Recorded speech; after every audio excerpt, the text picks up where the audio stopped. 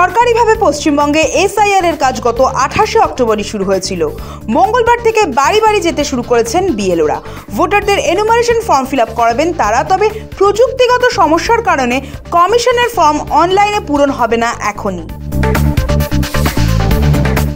একে তো চাকরি, পাশাপাশি এসআইআর এর কাজ করা নিয়ে অসন্তোষ, তার উপর তথ্য সংগ্রহের সময় ব্যক্তিগত স্মার্টফোন ও মোবাইল ডেটা ব্যবহার, সব মিলিয়ে ক্ষুব্ধ বিএলওরা। কিন্তু এসবের মধ্যেই বড় ঘোষণা, সাম্মানিকের সঙ্গেই এসআইআর এর কাজের জন্য উৎসাহ ভাতা পাবেন বিএলওরা। এতেও অবশ্য সন্তুষ্ট নন অনেকেই। এসআইআর নিয়ে বিজেপির বিরুদ্ধে ষড়যন্ত্রের অভিযোগ তুলে মঙ্গলে পথে নামল রাজ্যের শাসক দল।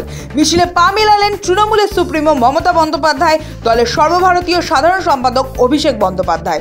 মিছিলে সংবিধান হাতে নিয়ে হাঁটতে দেখা গেল তৃণমূল সুপ্রিমোকে। সামিল হন এসআইআর আতঙ্কে মৃতদের পরিজনরাও। বাংলায় এসআইআর বিরোধিতায় প্রতিবাদ সভা থেকে গর্জে উঠলেন তৃণমূল সুপ্রিমো মমতা বন্দ্যোপাধ্যায়। মোদি শাহকে খুশি করতে গিয়ে কুর্সিবাবু ইতিহাস তৈরি করতে চাইছেন, তবে সেই ইতিহাস পাতিহাস হবে। কমিশনকে নিশানা করে তোপ মমতার। তাহলে আজকে হঠাৎ মোদি বাবুকে আর অমিত শাহকে সন্তুষ্ট করবার জন্য কুর্সিবাবু যিনি ইতিহাস তৈরি করতে যাচ্ছেন, আপনার ইতিহাস পাতিহাস হবে। দালালি করার একটা লিমিট আছে। সাফ জানিয়ে দিলেন, একজনের যোগ্য ভোটারের নাম বাদ গেলে কেন্দ্রে বিজেপির সরকার ভেঙে দেওয়া হবে। রাজ্যবাসীকে আশ্বস্ত করে বলেন, বাংলার একজনেরও নাম বাদ দিতে দেওয়া হবে না। প্রয়োজনে নিজেদের জীবনের রক্ত দিয়ে হলেও তা রক্ষা করা হবে। আমরা জান দেব, তবু মান দেব না।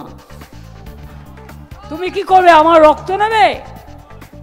কবে নেবে বলবে? কবে নেবে বলবে? এসআইআর এর প্রতিবাদে কলকাতায় মমতা অভিষেকের প্রতিবাদ মঞ্চে মতুয়াদের অগ্রাধিকার। এসআইআর আতঙ্কে পাশে থাকার আশ্বাস তৃণমূল সুপ্রিমোর। স্পষ্ট বুঝিয়ে দিয়েছেন, মতুয়াদের অধিকার রক্ষায় কোনো আপোষ হবে না। আগে মানুষ সরকার নির্বাচিত করত, এখন সরকার ঠিক করছে কারা ভোট দিতে পারবে আর কারা পারবে না। এসআইআর এর প্রতিবাদে বিজেপি কমিশনকে এক বন্ধনীতে রেখে নিশানা অভিষেক বন্দ্যোপাধ্যায়ের।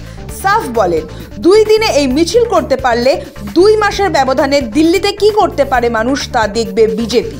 2 দিনের ব্যবধানে তৃণমূল যদি এই মিছিল করতে পারে, তাহলে আগামী 2 মাসের মধ্যে দিল্লিতে কি করতে পারে সেটা বিজেপির বন্ধুদের আমরা একবার ভেবে দেখতে বলবো। বাংলায় এসআইআর শুরু হতেই একাধিক অভিযোগ নিয়ে সিইও দফতরে নালিশ ঠুকলেন বিরোধী দলনেতা শুভেন্দু অধিকারী। অভিযোগ, ভুয়ো বার্থ সার্টিফিকেট বানাচ্ছে আইপ্যাক, মৃত ভোটারকে জীবিত দেখানোর চেষ্টা। শুভেন্দুর এই অভিযোগ ঘিরে তুঙ্গে তরজা। এই ধরনের ফলস বার্থ সার্টিফিকেট বানিয়ে, এটা পুরো ফলস, এটা আইপ্যাকের লোকরা এইসব ফলস বার্থ সার্টিফিকেট বানিয়ে দিচ্ছে। বিহারের প্রথম দফার ভোটের প্রচার শেষ। 6 নভেম্বর বিহার বিধানসভার প্রথম দফার ভোট গ্রহণ। মাইক্রোফোনের শব্দ থেমেছে, খোলা হচ্ছে পোস্টার, ব্যানার, পতাকা। সোশ্যাল মিডিয়াতেও কানাঘুষো প্রচার স্তব্ধ। শুধু ভোটারের মন কথা বলবে।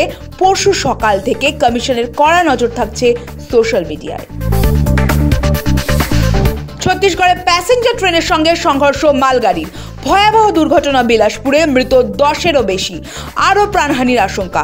যুদ্ধকালীন তৎপরতায় শুরু হয় উদ্ধার কাজ। একের পর এক রেল দুর্ঘটনা, যাত্রীদের নিরাপত্তা ঘিরে উঠছে প্রশ্ন। শীতের অনুভূতি মিলবে রাজ্য জুড়ে। সপ্তাহান্তে ফের বৃষ্টির আভাস দিল হাওয়া অফিস। এখন প্রশ্ন, ঠান্ডা কি এবার পুরোদমে পড়তে চলেছে?